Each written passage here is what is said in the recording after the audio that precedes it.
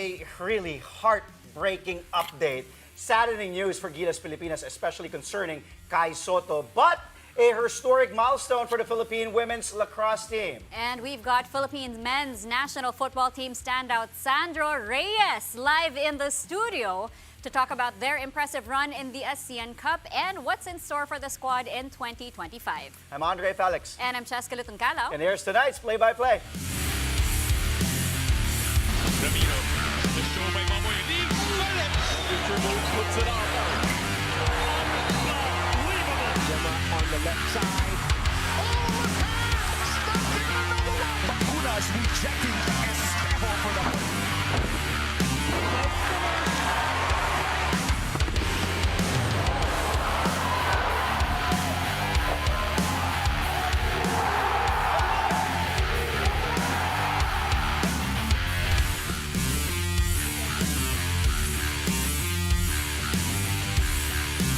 Well, as we've mentioned on top of the show, Kai Soto's worst fear involving his injured knee has come true. Kai will be sidelined for a while. Check. Really sad news.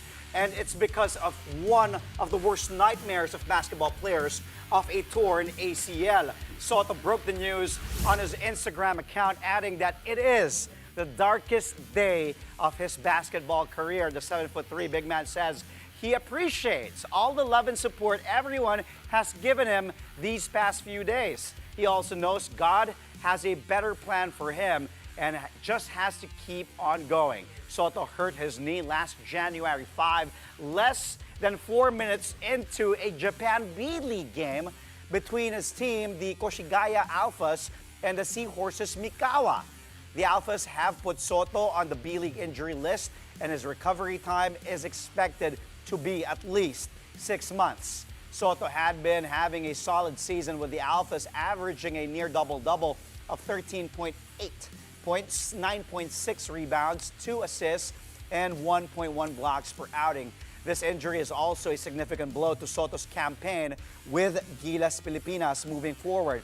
He will be missing the upcoming window for the FIBA Asia Cup 2025 qualifiers, where they will face Hong Kong on February 20 and New Zealand on February 23rd. For now, the Tim Cone-led squad is expected to rely on guys like Junmar Fajardo, AJ Edu, Japet Aguilar, Kevin Kiambao, Mason Amos, and Carl Tamayo to man the paint for the national team. Gilas is already qualified for the FIBA Asia Cup, but we have yet to know whether Kai will be ready for the team when the tournament happens in August. Moving on to the NBA, the Dallas Mavericks finally overcome the absence of injured stars Luka Doncic and Kyrie Irving. The Mavs cruised past the Los Angeles Lakers 118-97 to put an end to their 5-game losing skid. The Mavs were on fire from deep, making 18 threes with a 47% shooting clip. Dallas guard Quentin Grimes rose to the occasion. He came off the bench and dropped a game-high 23 points that included 6 triples. Forward PJ Washington had the hot hand as well, finishing with 22 markers on 9 for 14 shooting. Dallas has been without Doncic since late December because of a calf strain. They also recently lost Irving to a back injury. LeBron James and Anthony Davis tried to carry the Lakers with a combined 39 points in a losing cause. The Mavs remain 5th in the West with 21 wins and 16 defeats. The Lakers are right at their heels, falling behind by just half a game. At the post-game press conference, Grimes talked about settling in as Dallas continues to miss the services of its 2 main stars. Yeah, I feel like we came out with the right mindset as a team. You know what I mean? JK wants to make sure getting to the play simple basketball, getting into actions that kind of benefit everybody and just keep it simple. Like, I feel like we kind of got away from it the last couple of games, but we did a good job as a team, and I was just kind of the beneficiary of it tonight. Yeah, definitely. You know, I mean, it's tough. Just the first kind of fight we had Kai, and then you don't have Kai, then he's out for a couple of weeks, and Gaff goes down yesterday. So we're just kind of just taking it game by game. But like we know, Luka's going to be out for a little while, Kai's going to be out for a little while. So just holding that down as a team. And right now, I feel like we had a really good group tonight, and just carrying that over to Portland and then Denver next 2 games. Well, the Miami Heat are also back in the win column thanks to their impressive performance against the Golden State Warriors. The Heat pulled off a 114-98 bounce-back victory at the Chase Center in San Francisco 24 hours after losing in double overtime to the Sacramento Kings. That man right there, Bam Adebayo, top scoring for Miami with 19 points to go along with his 9 rebounds and 5 assists. Nikola Jovic came off the bench and added 20 markers for the Heat. Jaime Jaquez Jr. joined the party as he finished with 18 points. The Heat clamped down on defense, allowing only 3 Warriors to score in double figures. Steph Curry had a game-high 31 points in a losing effort. The Heat are once again a game above 500 with 18 wins and 17 losses. The Dubs are down to 18 victories and as many setbacks. Here's Coach Eric Spoelstra discussing his team's recovery after a tough defeat in Sacramento. Yeah, you have to expect it, to be really tough, whenever you're on the road, and this league is tough. But these are opportunities, when you have a real, tough game last night, a quick turnaround. You can rally around each other, or you can, get overwhelmed and feel sorry for yourselves. And we have a group that has great competitive character. And, we're working to get things right, and get to a different level. I think all of these experiences are really important for us. Even last night, as painful as that was, there are a lot of teaching points that in tonight's game, we were better in those areas. Offensive organization, controlling, the lead at different key times, and the efforts, were there 2 nights in a row defensively against a team that can score and obviously get you in a bunch of compromising ways with Curry and all the actions they run. Trae Young really loves those big moments. He stars in another one as the Atlanta Hawks pull off a stunner against the Utah Jazz. The stage was set when Jazz guard Colin Sexton seemingly forced overtime by hitting a 3 to tie the game with about 3 seconds left. From then, Ice Trae eagerly asked for the ball and eventually drained a Hail Mary heave near half court to win it for Atlanta, 124 to 121. The Hawks floor general was in command all throughout the game, though. He finished with an eye-popping double-double of 24 points and 20 assists. His clutch performance helped Atlanta snap a 3-game losing skid. As for Utah, it was Lauri Markkanen who came up big. He had a season-high 35 points, including 8 three-pointers in a losing effort. After the wild finish, Hawks coach Quinn Snyder talked more about the growth of his star point guard. Yeah, I think he's really picking his spots, I always tease him about his bombs, but he's got great range, and sometimes he gets closer, it's harder for him to get it off, and he takes that shot at a very specific time. The reason I bring that up is I think his focus on his shot selection, particularly late too. Obviously, the last one was a pretty good decision. But I think he's taken a lot of pride in being efficient and knowing when it's time, to give the ball up and when it's time to impress himself on the game more from a scoring standpoint. So, that's a growth process for him. I've mentioned it before. He's coming off screens where he hasn't done that before. He's playing more pick and roll with guys like DeAndre, not just, Clint and Onyeka. We're asking him to push the ball in transition. As quick as he is, that's not been, a habit. Ice Trae, what a game that was. Well, 8 more NBA teams saw action today. Here are the scores. Jalen Green puts up 22 of his 29 points in a pivotal third quarter that allowed the Houston Rockets to grab a 135 to 112 win over the Washington Wizards. The Charlotte Hornets snap a 10-game losing skid by beating the Phoenix Suns 115 to 104. Meanwhile, the Boston Celtics take advantage of the absence of Nikola Jokic to get a 118 to 106 win over the Denver Nuggets. And lastly, Zion Williamson finally returns for the Pelicans, but Ant-Man Anthony Edwards and the Minnesota Timberwolves still take down New Orleans 104 to 97. After the break, we look back on the Philippine men's national football team's incredible run in the 2024 ASEAN Mitsubishi Electric Cup. Star midfielder Sandro Reyes joins us right here in the studio live. Catch that interview and a lot more when Play-by-Play returns, only here on One News.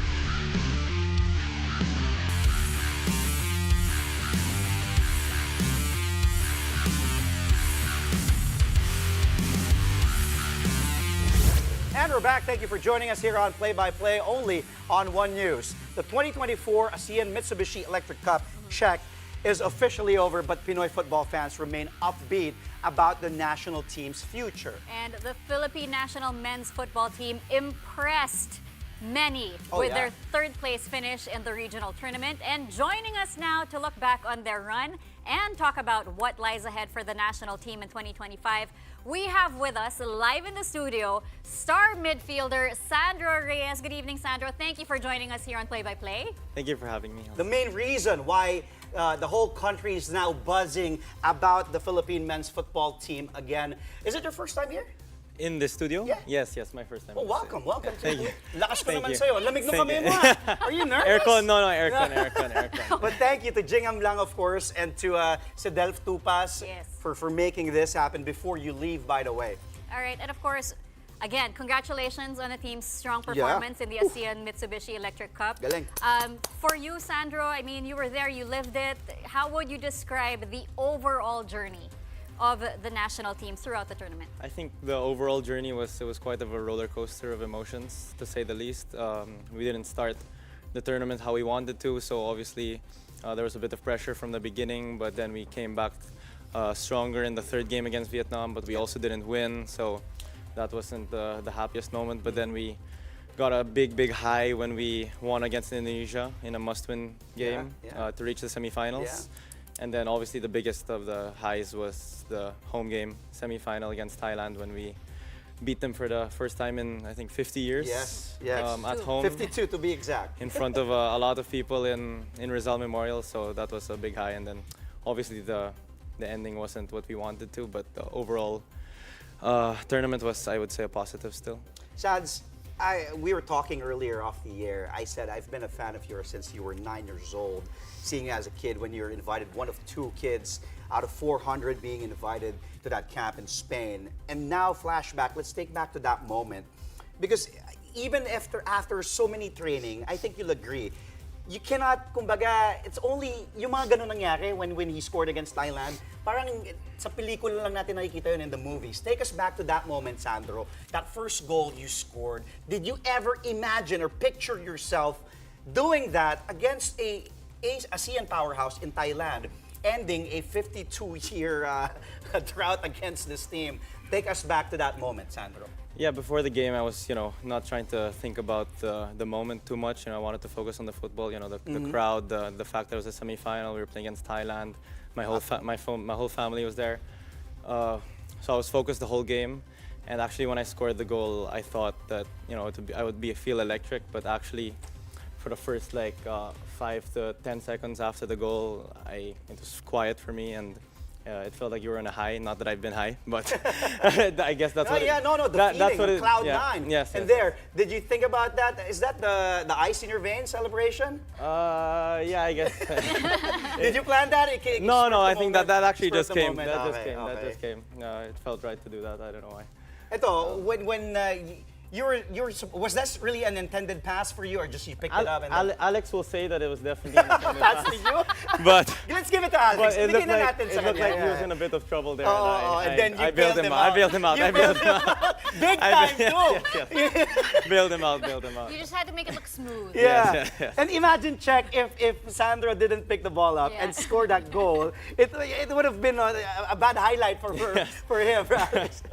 All right, but of course, there were so many moments in this tournament that we can look back on that as fans, there was so much pride watching you guys out on the pitch, and not just on the pitch, but off the pitch as well.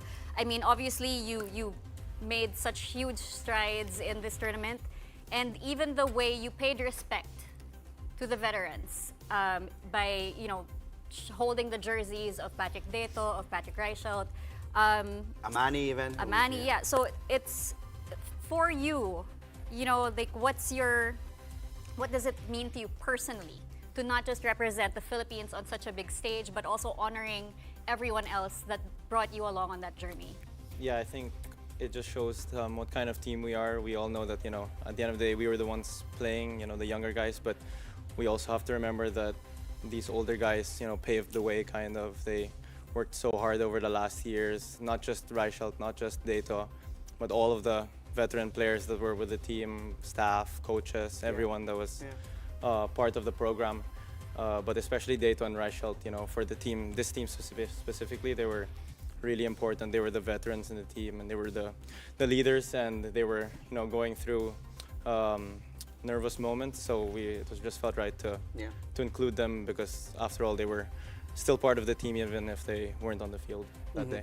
Did any of the past players message you, reach out to you after that moment? And then I'll be asking you about your biggest takeaway from this whole experience this year's ASEAN Mitsubishi Electric Cup. First question, did any of the vets reach out to you, message you? Yeah, I think everyone, all of the vets were just all so happy to see us, do well. I can name all of the names, Neil, Shockey, everyone would just very supportive, even if they weren't there. They were just happy. At the end of the day, it's for the country.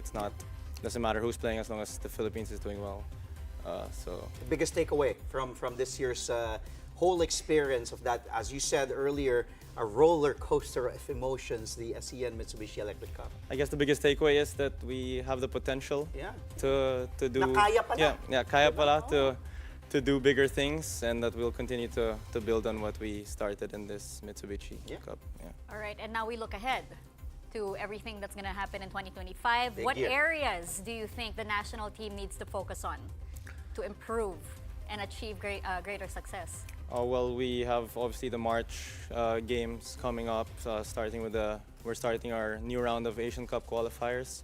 So just to build on the team's, tactical side, still to continue the brotherhood and to continue to get to know each other. New players will be coming in for sure. So that's the most important parts, I would say.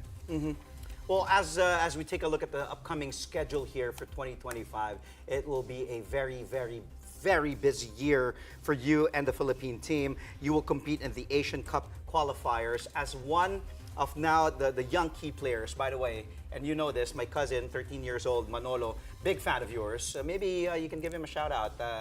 Matutuwa yun. Yeah, Manolo, thank you for supporting us. Andre's been asking for a jersey. I will try and Napunta find kay sa one Delph Manolo deep in the closet. Yeah, sa Delph 2 pass stole your jersey. So. Okay, your advice now to all, Manolo included, my cousin, all the younger players. Kasi if they ask, di ba, check, you've been in this industry long enough also to see all the young husbands, the kaligtongs. No, the Anton Del... You and I. Why the does he Rosarios. keep aging me? No, pareho tayo. Na, my point is kasi, we've seen all these greats. Now, it's their time. It's Yes. Sandro Reyes' time, Harvey Gayoso's time. It's this young team's time. And when you ask the kids, kayo talaga yung binabanggit. Your name, Harvey, and the other young players of the squad. What do you want to tell them?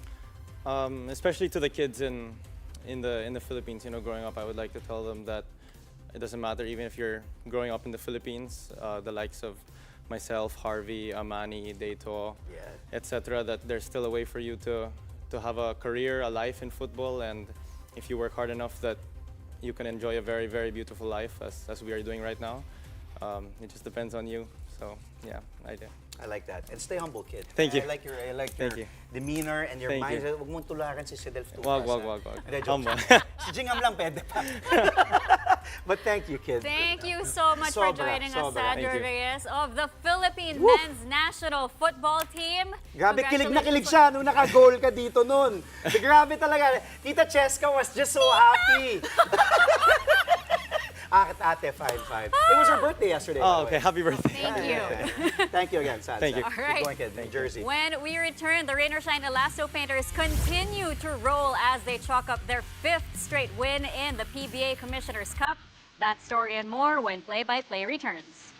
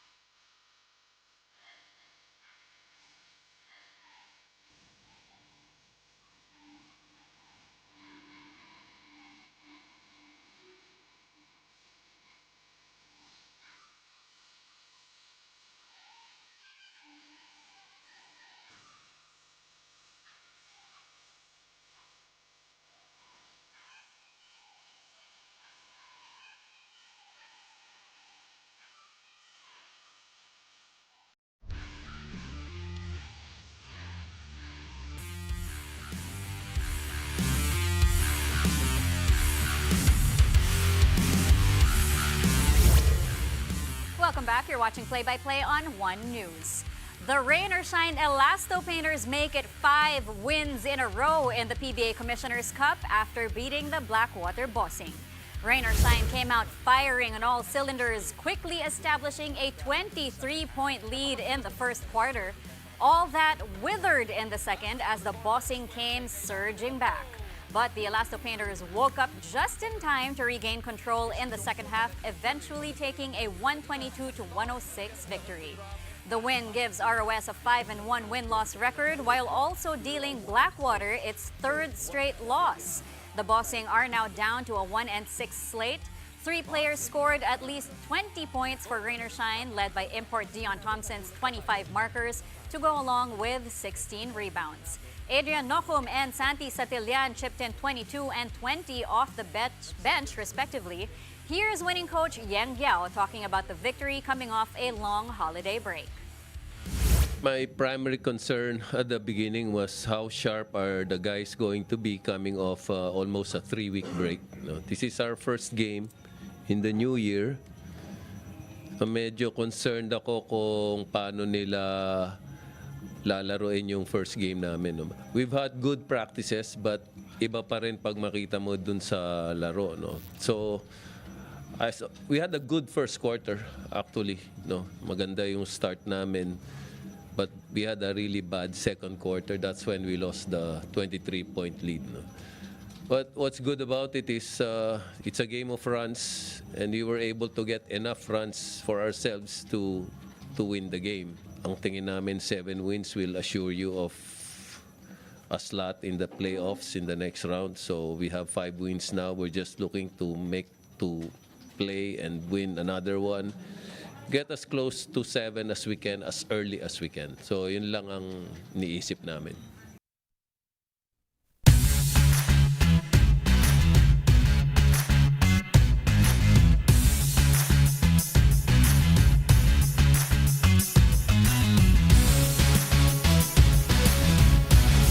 We've got the PBA and the NBA tonight's highlight reel. A lot of good ones. But let's start things off with a PBA.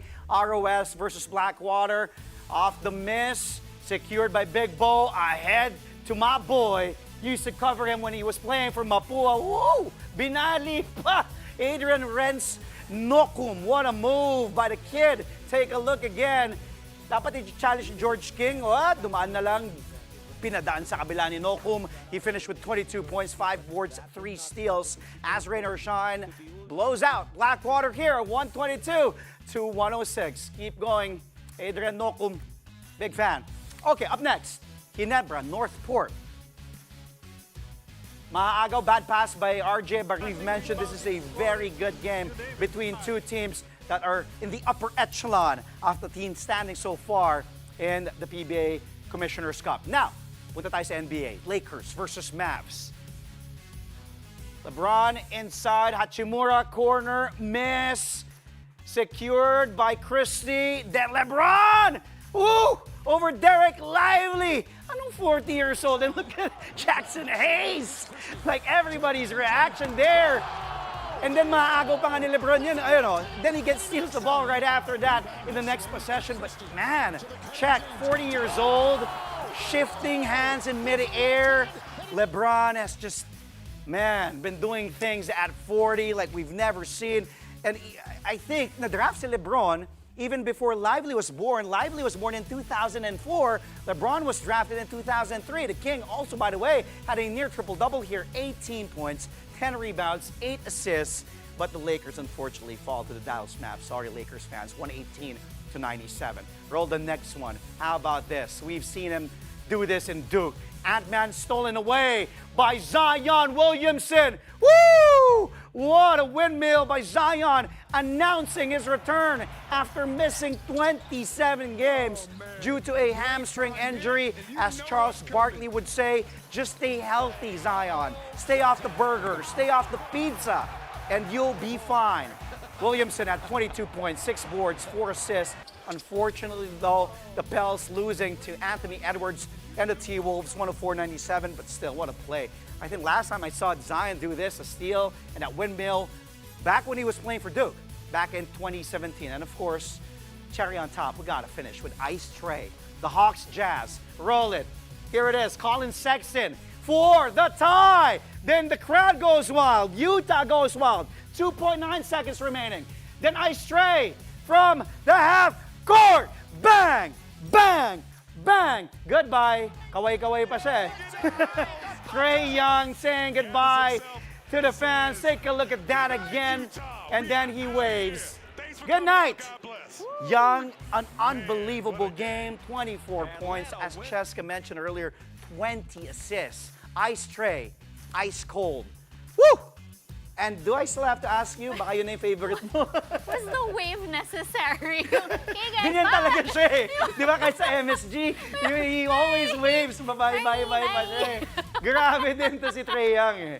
Alright. Is that your favorite? I'm assuming that was your favorite. I mean, of course. Of course. Before we go, a huge congratulations to the Philippine women's lacrosse team. They made history by securing their ticket to the 2026 World Lacrosse Women's Championship. This is the first time the country has ever earned a spot in the prestigious event.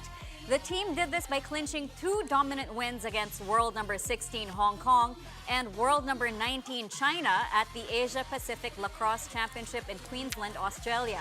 In the process, the national team also secured a spot in the Final Four of the Asia Pacific Tournament. The World Lacrosse Women's Championship will take place in Tokyo, Japan next year. That's awesome. Congratulations to the Philippine women's lacrosse team. We always love it when all these other teams, make it big in the international Yes. stage. Ang galing. Thank you once again to Sandra Reyes, by the way, for guesting on the show. That's all from us tonight, but you can catch us again tomorrow at 9 p.m. for a play-by-play of today's top sports story. Play-by-play is on One News, that's Signal TV, Channel 8 on SD, and Channel 250 on HD. We are also available on Signal Play and Pilipinas Live. I'm Andre Felix. And I'm Cheska Calao. Thank you for watching. Good night.